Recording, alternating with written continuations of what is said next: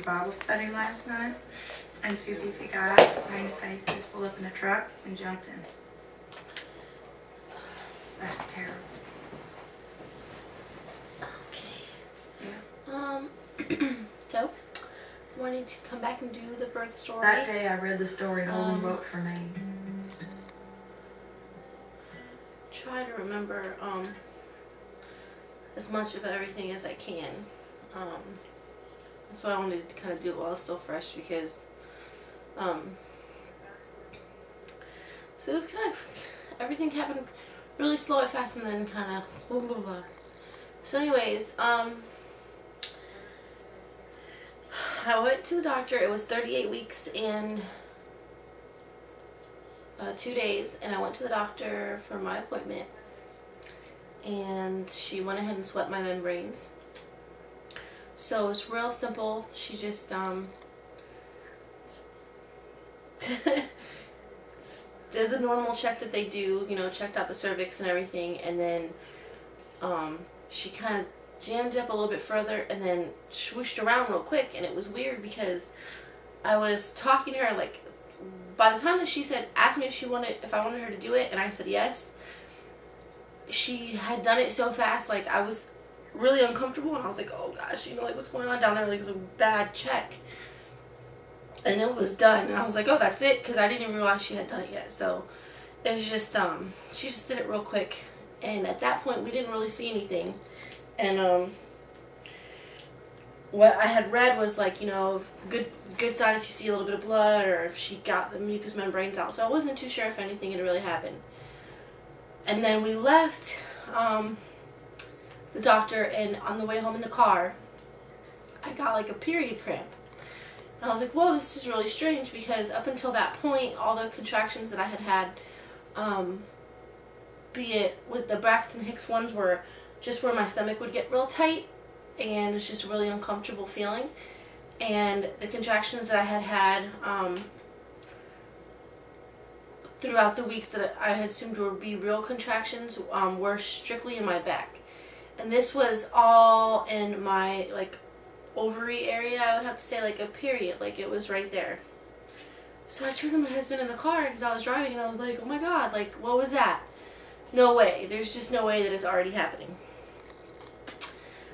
We came home, and they continued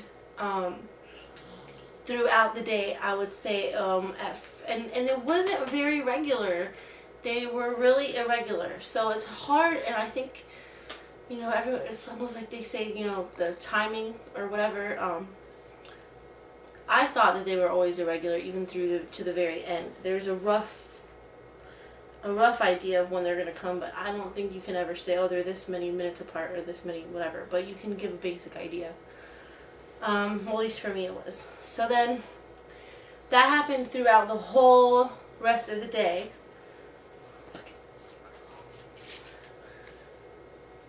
I'm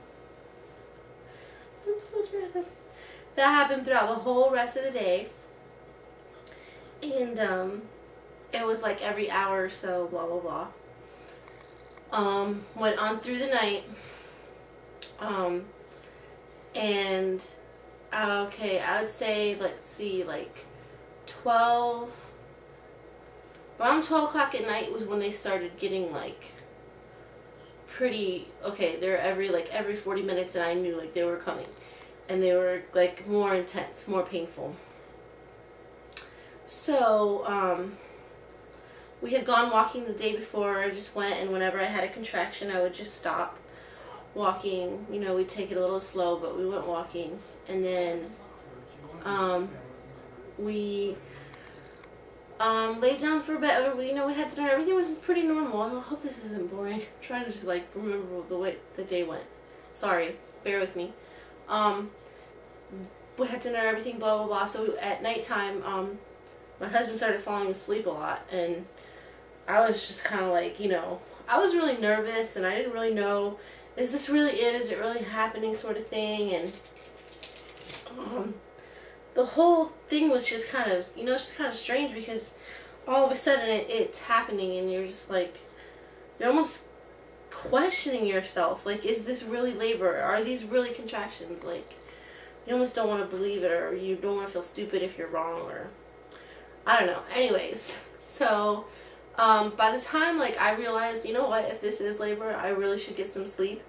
It was like 2 in the morning, and I was trying to watch a movie, and the contractions were coming like every 25 minutes now, and they were pretty good. Like, they were to the point where I was kind of just like gritting my teeth. Like, I wasn't liking it anymore. It wasn't fun.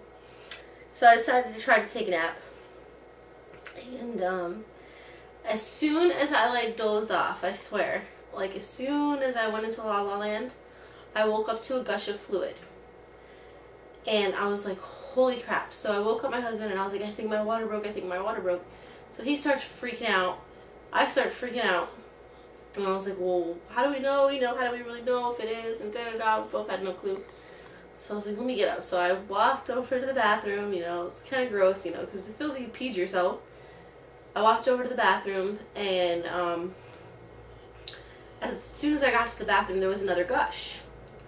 So I was like, okay, this is really strange. What is this? It was really clear fluid. There's, you know, didn't seem to be pee. Wasn't coming out from the right place to be pee. So my husband said, take a shower, let's see what's up. So while I was in the shower, he Googled, like your water breaking or whatever. And it said to check and see if, or to put on clean underwear and lay down for half an hour, and to see if you have any more leak. To make sure it wasn't just a bladder leak, and to check the color and the odor if you do get damp again. Well, sure enough, I put on a pad, I put on new underwear, and I laid down, and I had gushes, and they were pretty significant gushes of fluid. So my husband, you know, we were checking it, color order was clear, it was kind of odorless, whatever. We decided that my water had broken, so we got ready, we went to the hospital, we had an exam, and she was pretty sure just by looking at me that my water hadn't broken, that it was just mucus, which was just really kind of confusing because it wasn't really like what you would think to be mucus at all, and it was clear, and it was like water, and there was a lot of it. So anyways, to make that part just fly over, it wasn't it. We left, we went home, they checked it under a microscope, and she said it definitely wasn't amniotic fluid, so we came back home. So I had to continue wearing pads for the rest of the day. Hey, Mama. I had to continue wearing pads for the rest of the day because I would get these gushes pretty often of fluid. So all day I questioned whether or not it was really my water, because I was just like, what is this? This is really weird if it's mucus. So we just tried to do like the things that we kind of planned on doing. We went walking again. I at one point sat on the birth ball and was just reading a book and just trying to grit through it when the contractions came. We have a jacuzzi tub at home, so I luckily was able to hop in that to take a bath, and that was great. That helped a lot with the contractions. I almost felt like, whoa, are they going away? Because it kind of helped a lot so much when I was in the bath. It helped so much when I was in there. I was like, whoa, this is actually like, I don't know, was this really happening? Was I crazy sort of thing? So my husband read to me, and I took a bath I stayed in there for a couple hours at least. And hi, Amaya. Hi, baby. And, what are you doing? Let me lay her down. And,